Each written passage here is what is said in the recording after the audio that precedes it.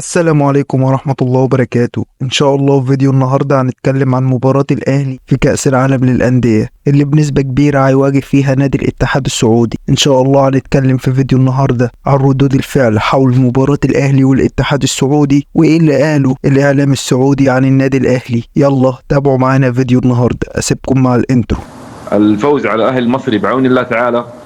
لا ننسى 11 سبتمبر 2005 فوز الاتحاد على أعظم جيل في تاريخ نادي الأهلي المصري. أنا أتابع الدوري المصري وأتابع الأهلي المصري، فريق عادي جدا لا أقلل منه، فريق كبير، ولكن فرق كبير جدا بين لاعب الأهلي ولاعب أظن أنا والعلم عند الله سيتجاوز الاتحاد أوكلاند وربما يتجاوز الأهلي المصري، على الرغم أن الجماهير المصرية تعتبر قوة.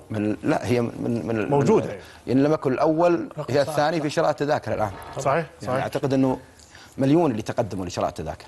صحيح. رقم بتكون مباراة جماهيرية كبير يعني. وزي ما شفنا ثقتهم الكبيرة في نادي الاتحاد وتأكيدهم على ان الاتحاد هيتخطى الاهلي المصري مع تجاهل اوكلاند سيتي النيوزيلندي. طبعا الاتحاد بيمتلك اسماء اقوى بكتير من الاهلي، وزي ما احنا عارفين القيمة السوقية للاتحاد قد لا تقارن بالقيمة السوقية للاهلي او فرق امريكا الجنوبية او امريكا الشمالية، ولكن كرة القدم عمرها ما كانت اسماء ولكنها اداء في الملعب. عشان كده متأكد بنسبة كبيرة ان الاهلي هيتخطى الاتحاد السعودي، وكمان هيتخطى بطل امريكا الجنوبية ويوصل لنهائي البطولة باذن الله. اسيبكم مع بقية التصريحات اللي اتكلمت عن مباراة الاهلي والاتحاد السعودي المتوقعة. هل الاتحاد قادر على الذهاب بعيدا في كأس العالم للأندية؟ ابو نايف عماد يقول لك في النهائي من اليوم، في النهائي الاتحاد باذن الله. انا بالنسبه لي اتكلم، انا اول شيء افكر في مباراه الفريق النيوزيلندي.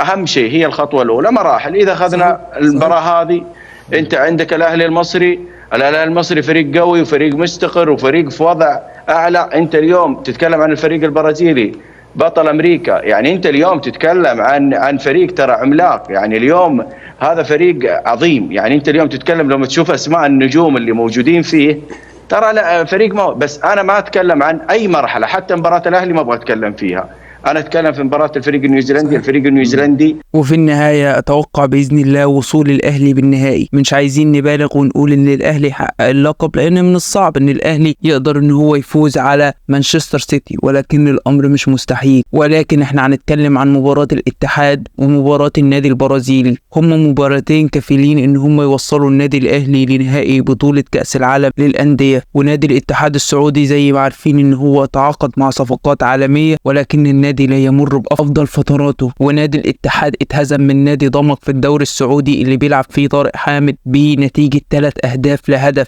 وتخيل ان طارق حامد سجل فيهم هدف، وده يأكد لك ان دفاع فريق الاتحاد ضعيف، وحارس مرماه يعاني من مشاكل وكمان انتقادات كبيرة خلال الفترة الأخيرة. فأعتقد ان النادي الأهلي عنده خبرات كويسة تأهله ان هو يوصل لنهائي البطولة بإذن الله.